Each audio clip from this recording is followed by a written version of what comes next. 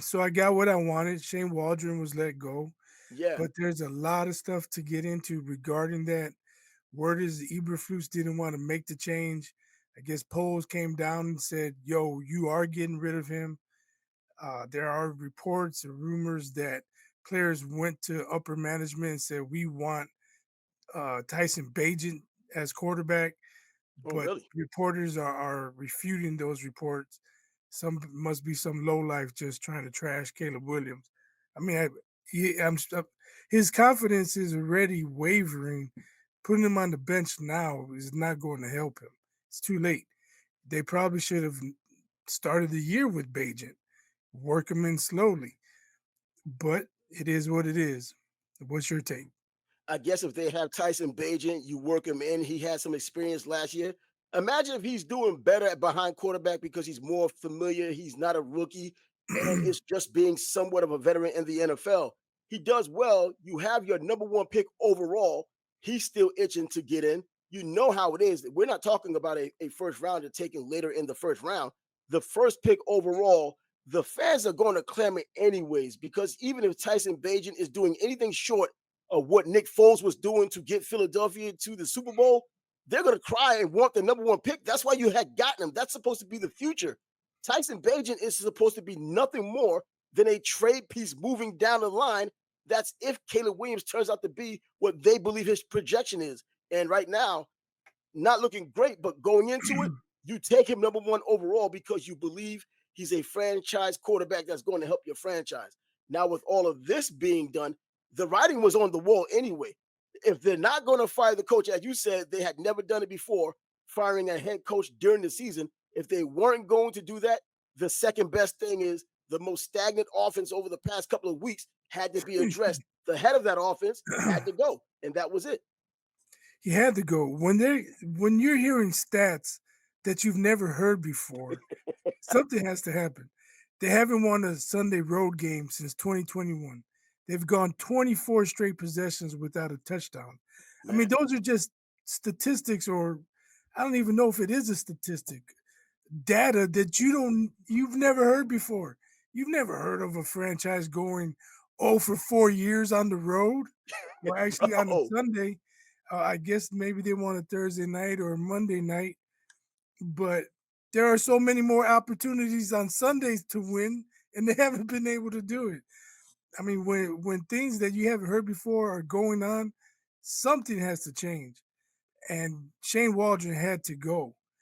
But I think if you listen to us, if you follow us, you watch our videos on YouTube, you know I've said plenty of times Eberflus should not be on the Bears sideline this year.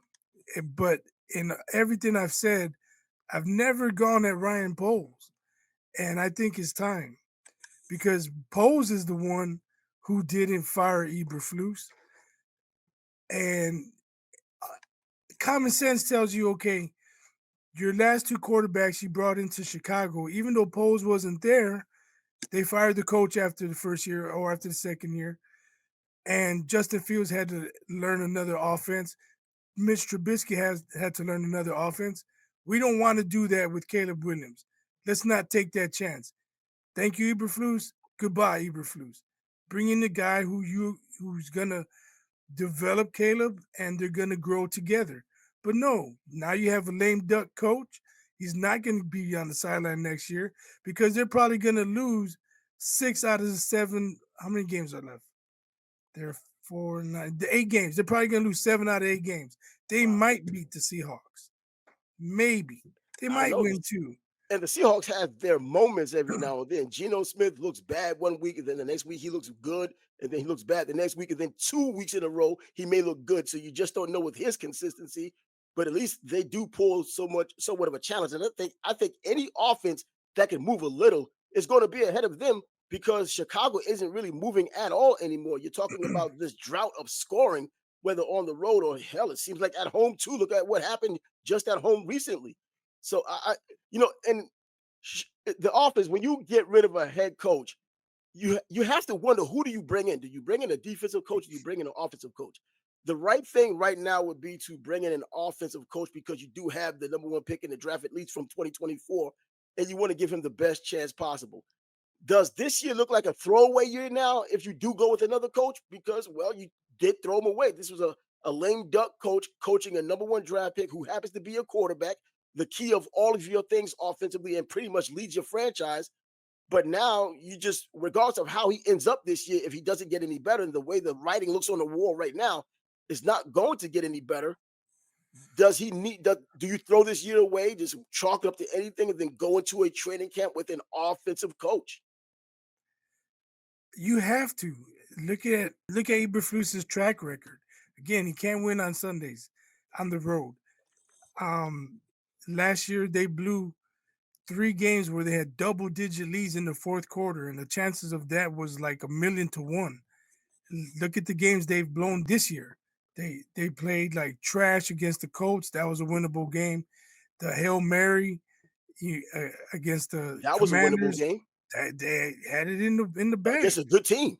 I mean, this guy loses games when he shouldn't, and never does he win games when he shouldn't. That's to me, that's a bad coach. If Yeah, he wants some games he shouldn't, hey, we put off the upset. Oh, okay, well, you have something to hang your hat on.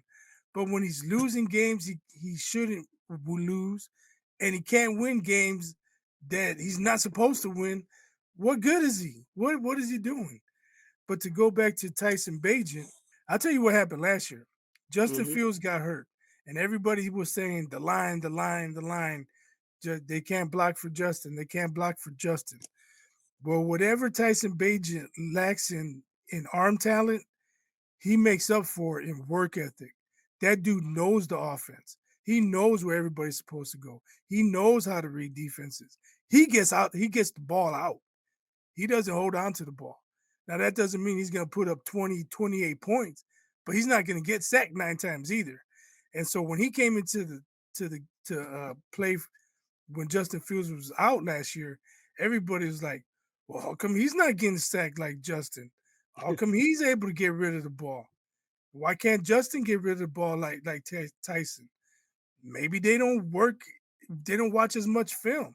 Maybe they don't know, they don't process things like Tyson Bagent.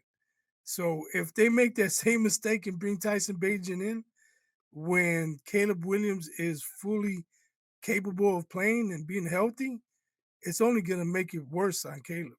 I think so too.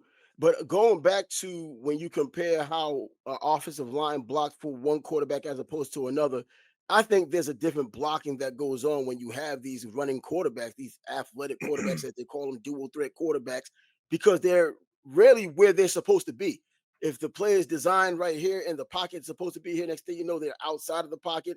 Sometimes they get to a point to where they're just keeping the player alive for so long, you get an illegal man down the field penalty.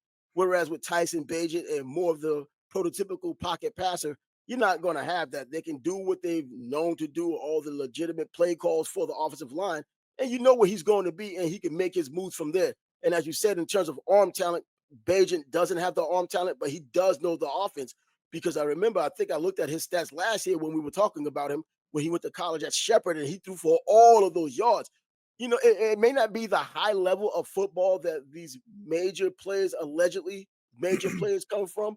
But when you're just throwing the ball over and over and over, those repetitions from the big throws, the small throws, even against slower competition, you at least have had that experience of throwing that short, intermediate, and long pass, the timing passes, all of the passes on the passing tree, all the routes on the passing tree, and everything in between, rolling out and so forth.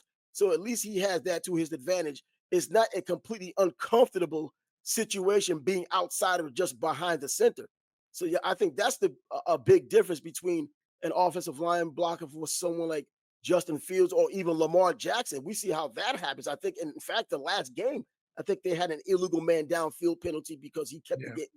he kept the play alive a little too long, and whatever happened happened. But that happens with athletic quarterbacks all the time.